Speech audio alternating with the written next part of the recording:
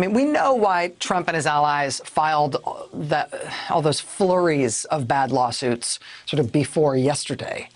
But it does feel sort of different now. It feels somewhat more surprising to see them still doing it, even now that so many states have certified their votes and the transition has started and it all does really feel quite over.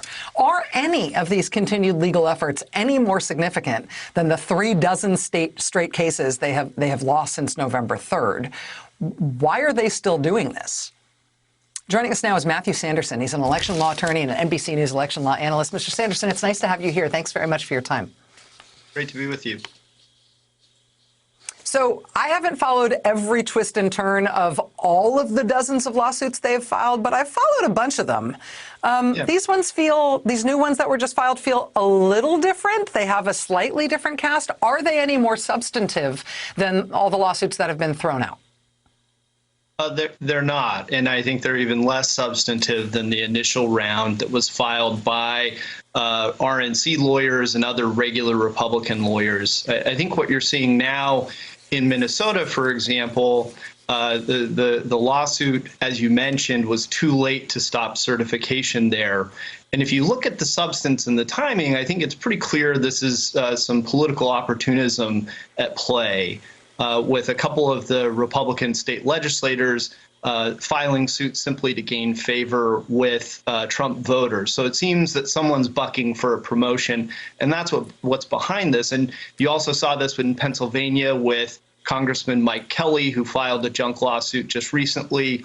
And a lot of the speculation is that that was to help him angle in for an advantage in the coming 2022 Senate primary race to fill Pat Toomey's seat coming up. So I think what you're seeing now is a lot of political opportunism, and it's the same rehashed, recycled claims that we're all familiar with now, and I don't expect them to have any more success than the prior batch of lawsuits.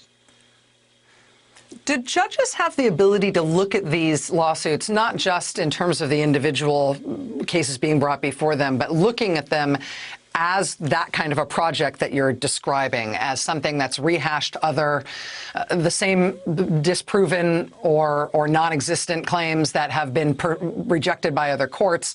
I mean, at a certain point, is there any legal risk, for example, for the lawyers who are bringing these things? They're not just being rejected narrowly by courts. It seems like they're really being laughed out of court. And as they keep doing it in state after state and court after court for political effect, as you say, or for fundraising effect, eventually, do the courts get mad enough to be used this way that there could be consequences for the people bringing them? Well, I think a judge will look at each case in front of them, as they should. But I think with the passage of time, what's happening now, the longer this process goes, the more futile this whole effort is. And I think you'll see progressively harsher treatment by judges. I mean, you saw over the weekend in Pennsylvania, a conservative federal judge compare the Trump campaign's arguments to Frankenstein's monster and really summarily dismiss the claims in front of him.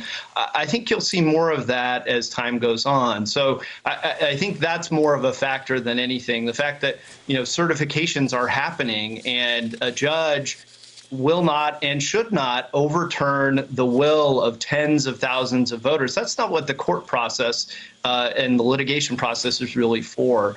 And judges realize that, and I think they'll act accordingly. They have thus far, certainly.